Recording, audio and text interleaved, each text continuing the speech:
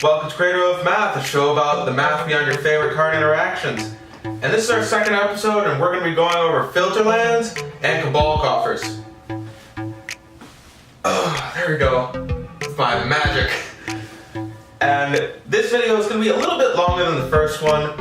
I'm going to probably put a reward later in the video for those of you that stick around to the very end.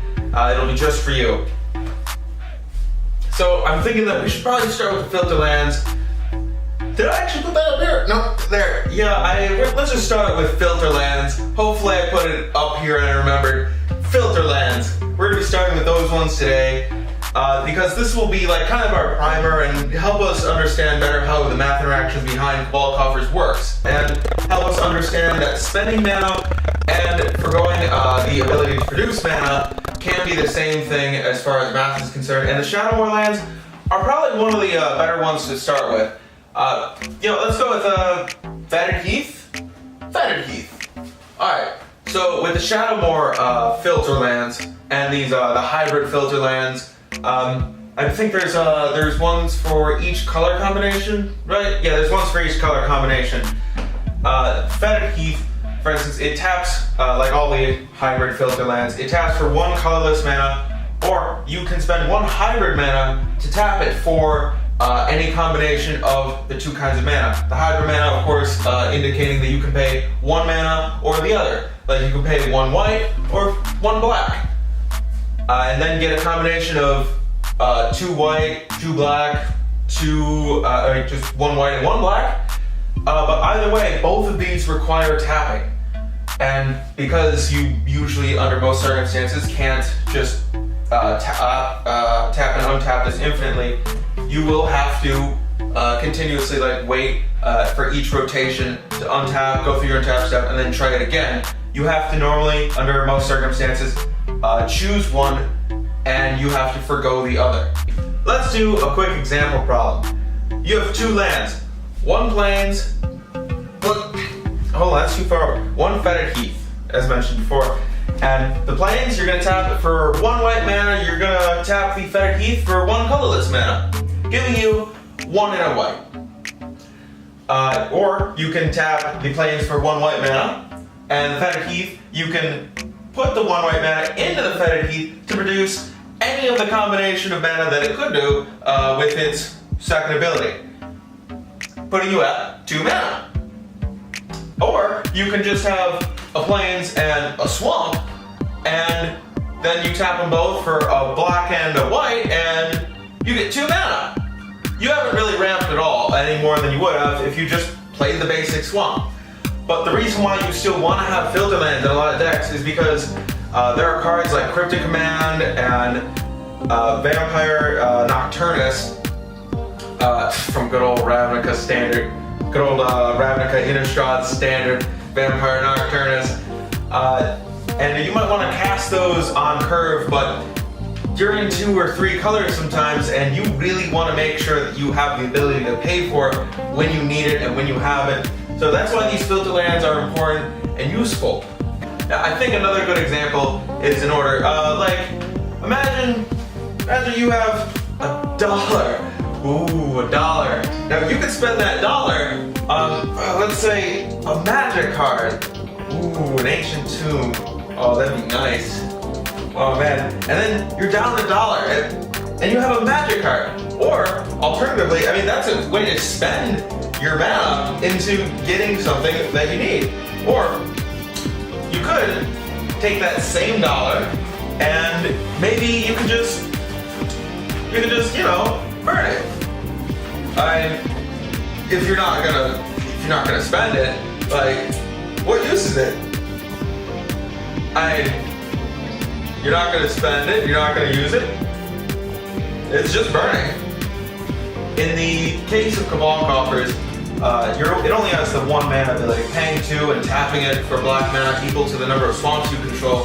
So you're not actually foregoing any other opportunities until you play a card that's like an Herbivore, which actually gives it an additional mana ability of becoming a swamp, in addition to its other types, meaning that it can tap for just black, and it also does power it up by making all of your other non-basics, your non-swamp lands, into basics.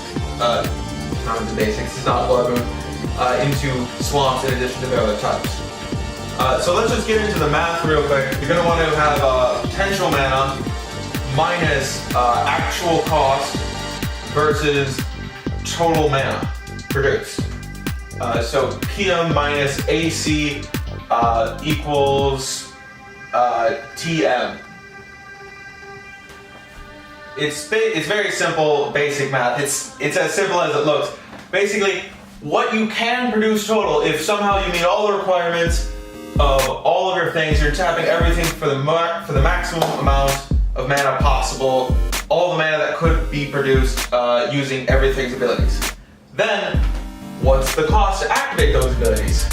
And that would be the actual cost. So things like actually filtering the two through Cabal coffers into more black mana so you can activate the ability. Also, you're forgoing another mana ability, so you're technically giving it up and you're having to pay a cost. You're having to make a sacrifice in order to have this other thing happen. And then it'll lead you into the final part, which is TM, the total mana produced. Think of it like profit, cost, and income.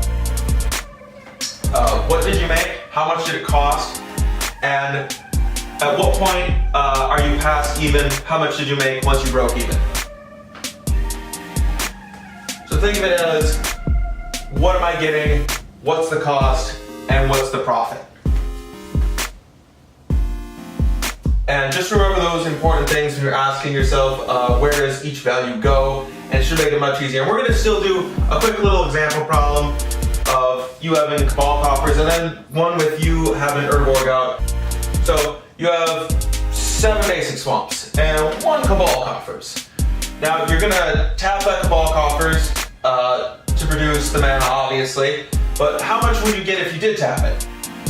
You would get the 7 mana from the 7 basic swamps, and tapping all those swamps, you would get 7 mana. So in total, before calculating out cost, you would get 14 mana. How much would it actually cost you to get all that mana? What would you have to miss out on? What would you have to sacrifice? What do you have to pay? So you have to pay 2 mana minus 2 as the actual cost, and that equals 12. That equals 12, and it's that simple. So for the second problem, we have 6 swamps, an Urborg, and a Cabal coffers. No, that's too high. Let's just bring all that down. Oh, there we go. All down. And now the math is altered because Cabal coffers is now a swamp in addition to its other types. So it does count itself when tapping. So now it taps for 8 mana. And in total, of all of the potential mana you could produce, keep in mind, Cabal coffers does now tap for just a black by itself too. You can total produce 16 mana. Now, what does it actually cost? You have to forgo one of the costs. You have to choose which one you would like to choose. Obviously, go with the bigger one. So you're going to forgo the tapping for 1, so minus 1. Also, you have to pay the 2 to activate the second ability on it. Well, actually, it'll be first ability on it because it's actually printed on the card. And then that's another minus 2, so minus 3 equals 13.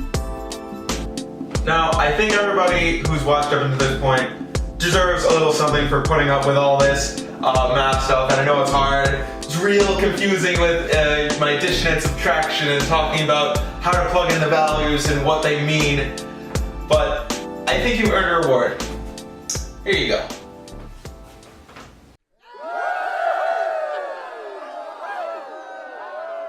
Thanks for watching. Next week we're going to be going over combos, so make sure to tune in and don't forget to like, comment, subscribe. Really do tell me what you want to see in the next videos coming up. I have pseudo card advantage coming up and how information can affect the way that you play the game and how important it is to have cards like telepathy, peak, Gataxian probe, and psychic surgery. So thanks for watching. See you in the next week.